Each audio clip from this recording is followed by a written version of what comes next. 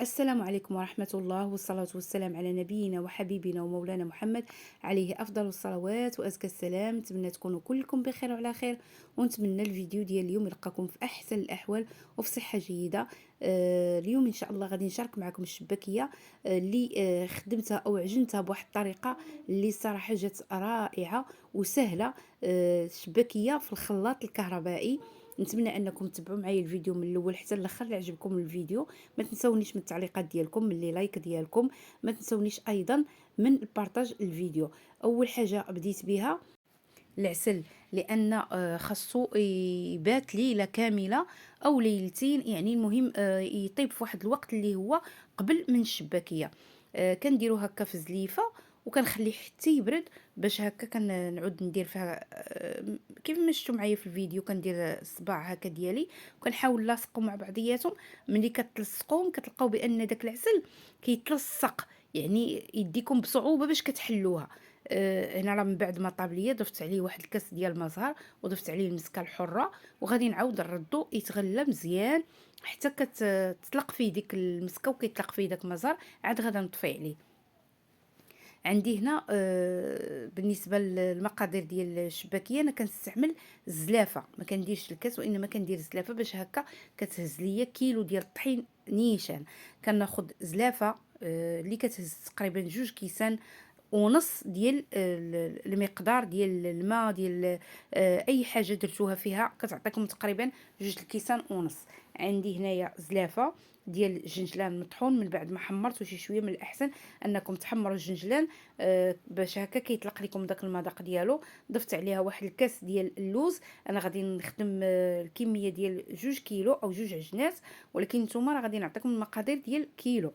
ضفت عليهم واحد المعلقه ديال النافع، معلقه ديال حبه حلاوه، معلقه ديال الملحه، معلقه كبيره ديال القرفه ديال الخميره. كناخذ منه غير واحد شويه، راه داز ليا المقطع ديال الفيديو ما بانتش.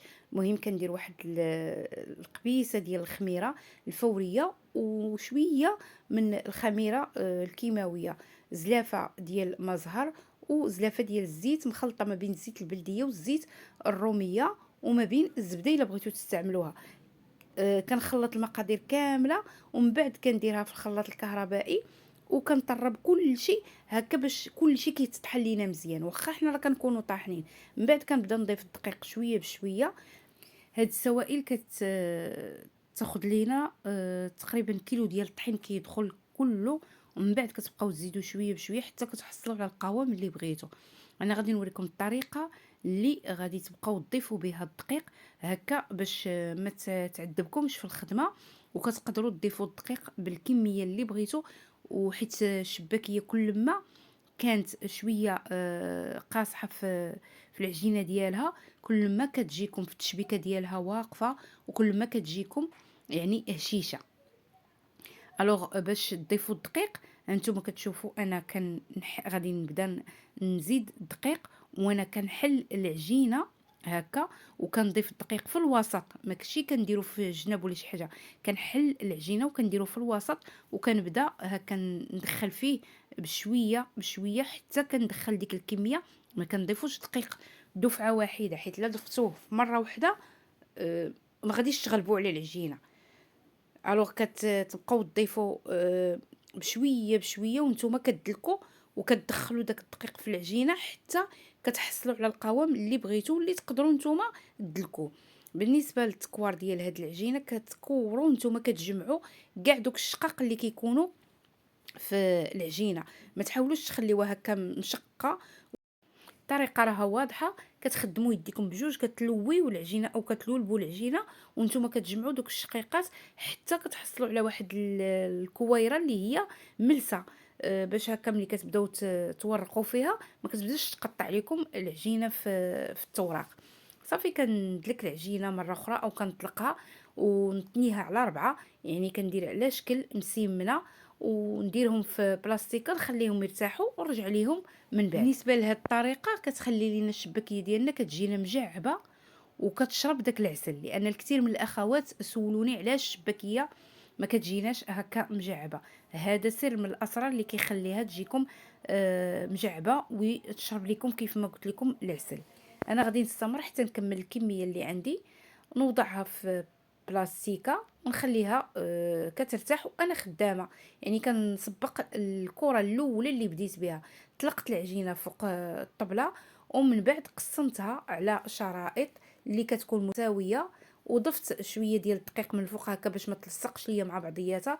ضروري تخليو هاد الشرائط شويه عريضه، خصوصا الا كنتو غادي تستعملوا هاد الاله ديال التقطاع، اللي صراحه كتجيب لينا الشباكيه في حجم واحد.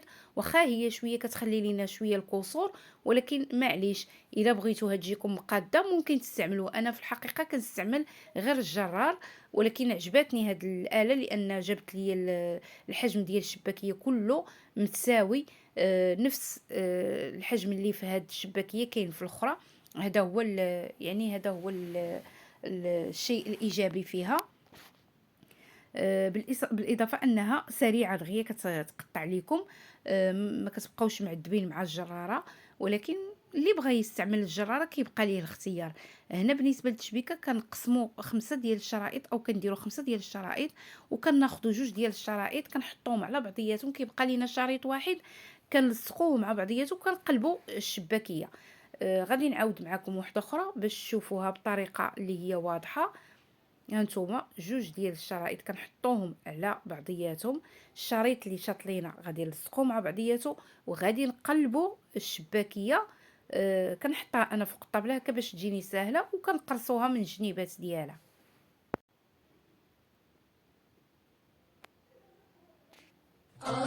يا ليلى وصلت على نبي، يا ليلى وصلت على نبي، اذكر الله وانت ماشي، يا ليلى وصلت على نبي، ولا تلهي سلام، يا ليلى وصلت على نبي باش هانتوما التشبيكه ديالها كيفاش كتجي غزاله. نتمنى انكم تجربوا هاد الطريقه، وراه كاينه في يوتيوب بزاف الاخوات اللي شاركوها معنا وشاركوها معاكم، وقلت علاش لا حتى انا ما نشاركش معكم هاد الطريقه. عجباتني وجربتها وجات صراحه غزاله.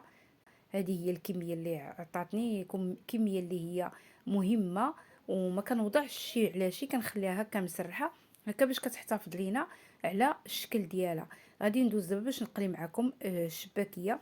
بالنسبه للزيت، الزيت خاصها تكون سخونه مزيان وتكون كثيره، والمقله تكون متيسعه وتكون غارقه هكا باش الشباكيه ديالكم كتقلى لكم مزيان وكتجي كلها محمره، ما كتكون فيها لا خضوريه لا والو، وكتدوم لكم مده طويله.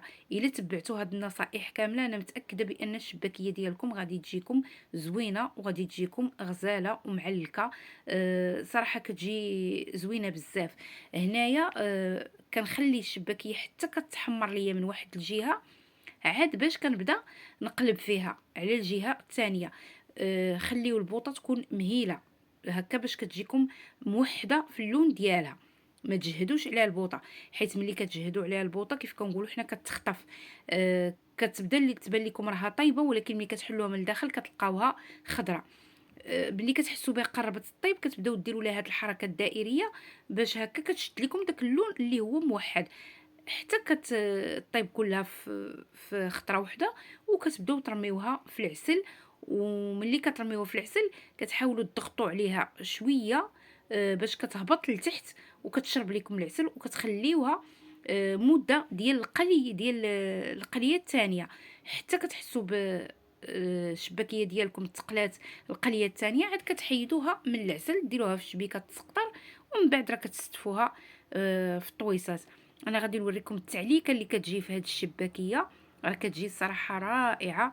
نتمنى انكم تجربوها بهذه المقادير وبهذه الطريقه، وان شاء الله غتجيكم حتى نتوما ناجحه. نتوما كتشوفوا العسل هكا معلق فيها، قد ما بركت قد ما كتزيد تعلق.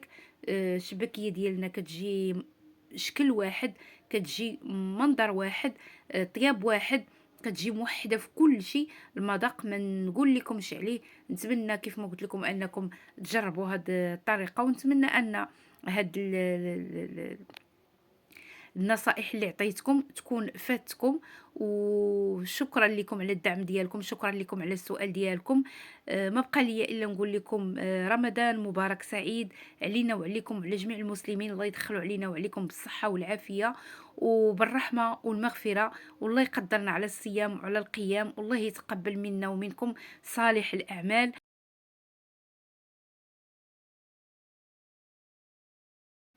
ما تنسونيش من لي لايك ديالكم، من التعليقات ديالكم. الناس اللي اول مره كتزور القناه ما عليها الا تضغط على زر ابوني وتفعل الجرس باش يوصلها جديد وصفاتي. نخليكم مع الصور ونتلاقاو ان شاء الله في فيديو جديد وفي وصفه جديده. في امان الله. يا ليلى وصلت على نبي